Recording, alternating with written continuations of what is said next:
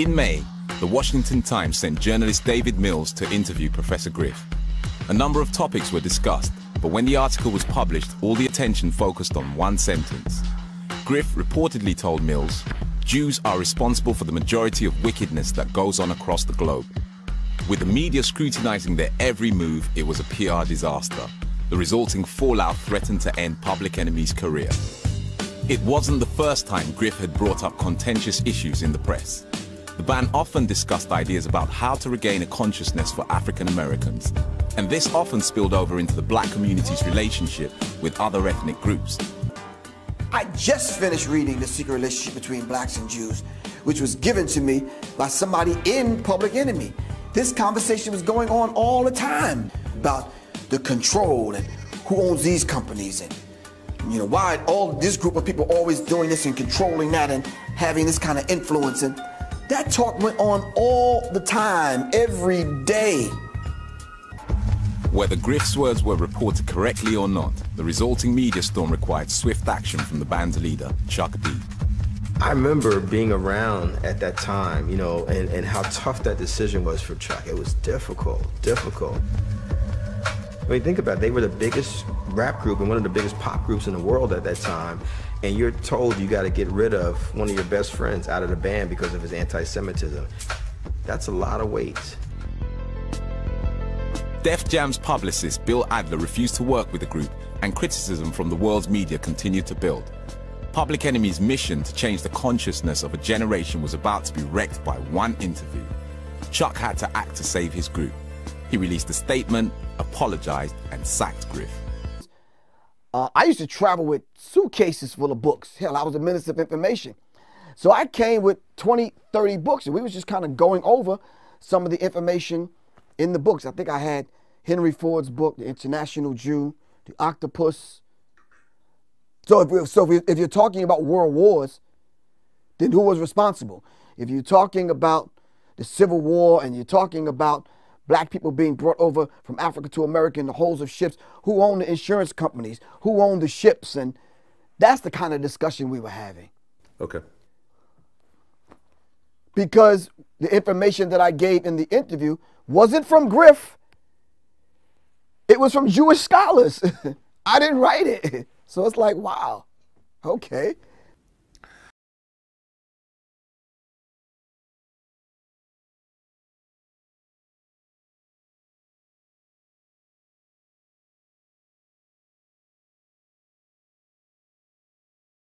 On his Death Certificate album, Ice Cube recorded No Vaseline, a vicious attack on NWA and Jerry Heller. It's a case of divide and conquer, cause you let a Jew break up my crew. Get rid of that devil real simple. Put a bullet in his temple. And we believe now that we have come up with an agreement that would allow these gentlemen to shoot their video without depicting women as whores, without depicting African-American men as animals.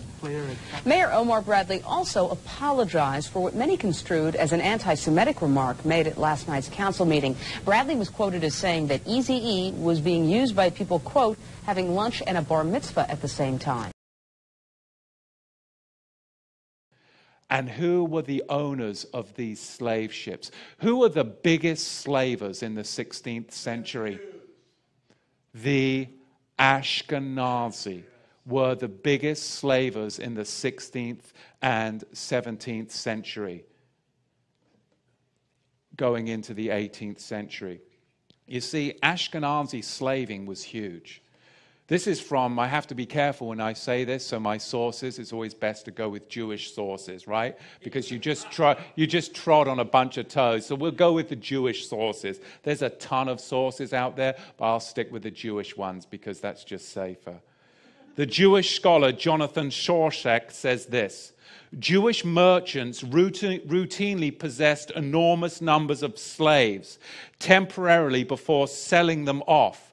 If a slave auction fell on a Jewish festival, it was postponed due to lack of buyers and sellers.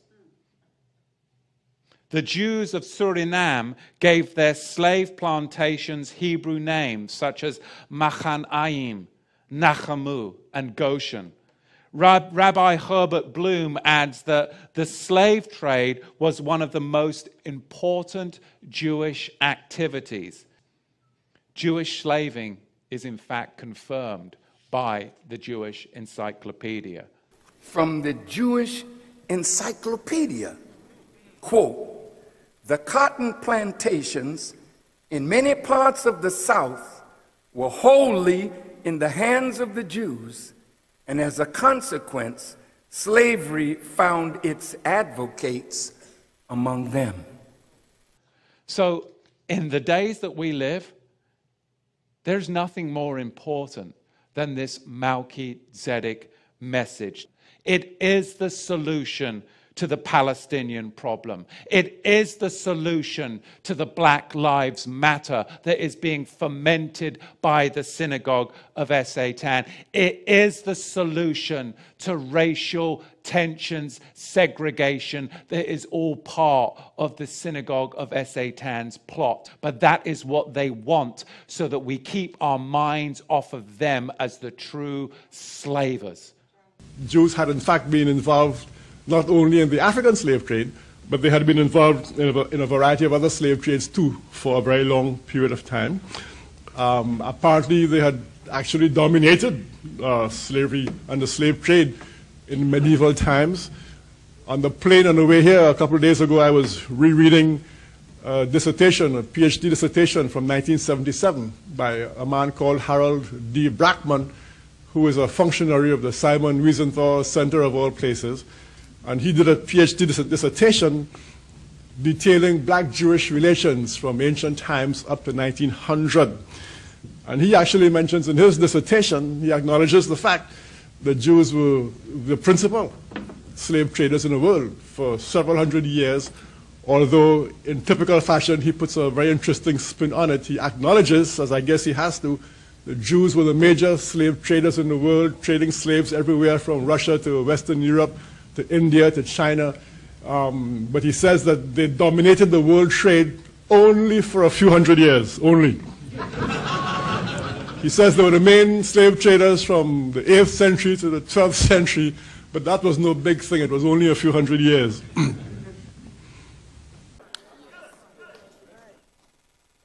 And this will be like showing a vampire the cross, or throwing holy water on a vampire.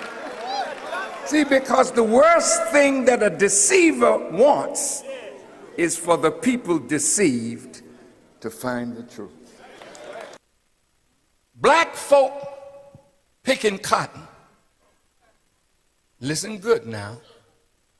Cotton was then what oil is now. The largest producer of oil in the world are the rich ones, and the strategic interests of America means in order for them to rule, they have to link with where the oil is coming from and take it or maneuver to get it, but they must have oil. In the time of slavery, it was cotton. And it's interesting that the cotton would come down the Mississippi, New Orleans to the Gulf, from Biloxi, Mississippi, and from Mobile, Alabama. And the cotton would come down and go up to New York, where the brethren of the Jewish people in the South, in the North, were the masters of the needle trades. And they had their brothers also in the South taking the lint from the cotton and producing cloth through weaving. But these were Jewish people owning the land. They were the majority. They were the merchants. They were the traders. They knew how to hook up with their brethren in the North. And they would send raw cotton to the mills in England, in Manchester, Leeds, and Bristol. And the British would turn it into cloth and then sell it all over the world. The Rothschilds became rich from cotton. The Lehman Brothers became rich from cotton in Alabama, then moved to New York and Wall Street. I know the truth, and somebody gotta tell it or die trying.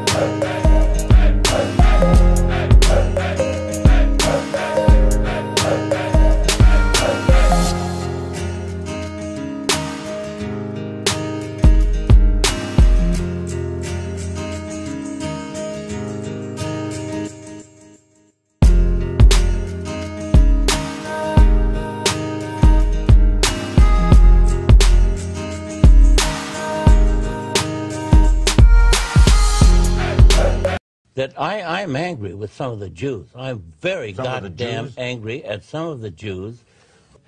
Hollywood is run by Jews. It's owned by Jews.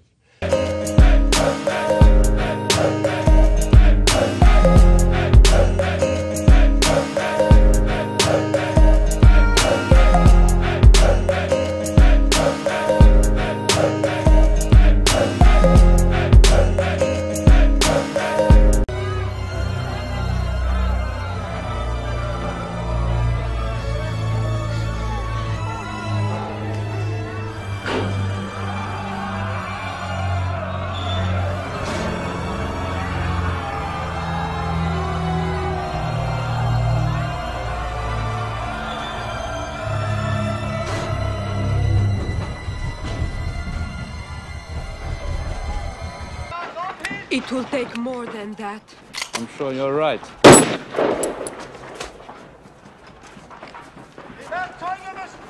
How do you like the bounty hunting business?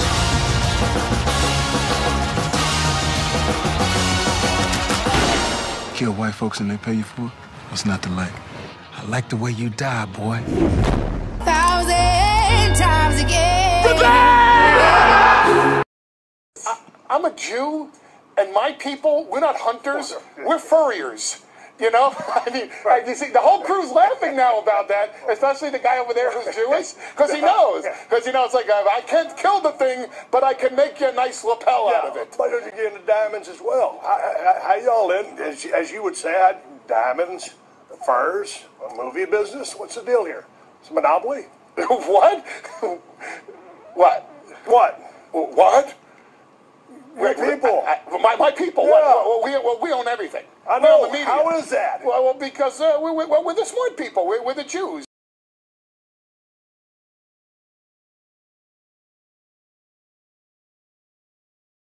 Alles das ist dort dargelegt und wir ignorieren das. Wir lassen uns von den Juden auf der Nase herumtanzen, uns ein schlechtes Gewissen einreden mit Auschwitz und sonst was. Und wir schlagen zurück und sagen, was seid ihr denn? Was macht ihr uns denn für Vorwürfe? Ihr seid doch die Propagandisten des Völkermordes. Und nicht nur die Propagandisten, ihr seid die Täter des Völkermordes. Und wir werden euch nachweisen, welche Verbrechen ihr in dieser Geschichte schon auf eurem Schuldkonto habt. Wenn ihr 6 Millionen Juden als ermordet anmeldet, um uns ein Schuldgefühl einzuimpfen, dann müsste man eine Gegenrechnung machen, dass allein die Entvölkerung Afrikas im Wege des Sklavenhandels, das war ein jüdisches Geschäft, Afrika im Mark. The Holocaust is big business because Germany so far has given the Jews, I think, at least $200 billion. So it's big business. And some of you are still getting $1,000 a month. And a lot of people don't know this.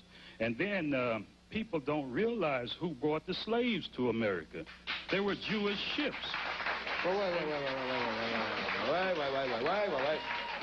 Always running around here trying to make you get sympathetic for them. The Jew is a master at that. Make you shed crocodile tears over what happened to him in Germany. You tell him what happened to you right here. You haven't got no time to cry no tears for no Jews. 80 million black people dead, murdered. And these Jews got the audacity to run around here and want you to cry for them. Let them go cry for themselves. Tell them if they're interested in your problem that you have some of these stores. Instead of opening stores up all in your neighborhood and robbing you deaf, dumb, and blind. Yes, the Jews do that. They over there making their own, you over here begging Goldberg for his. $1 down and $1 when I catch you. And Goldberg always catches you.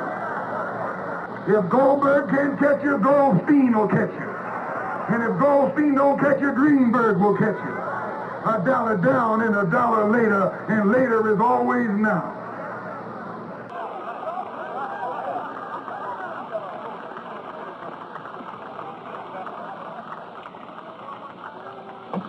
It is Jews right here in Harlem who run these whiskey stores that get you drunk. It is Jews that run these old run-down stores that sell you bad food. It is Jews who control the economy of Harlem and use it for themselves and for the benefit of Israel. And got nerve enough to walk around here joining some NAACP or CORE and think we're going to be blind to what they're doing to us. No, someone better pull their coat.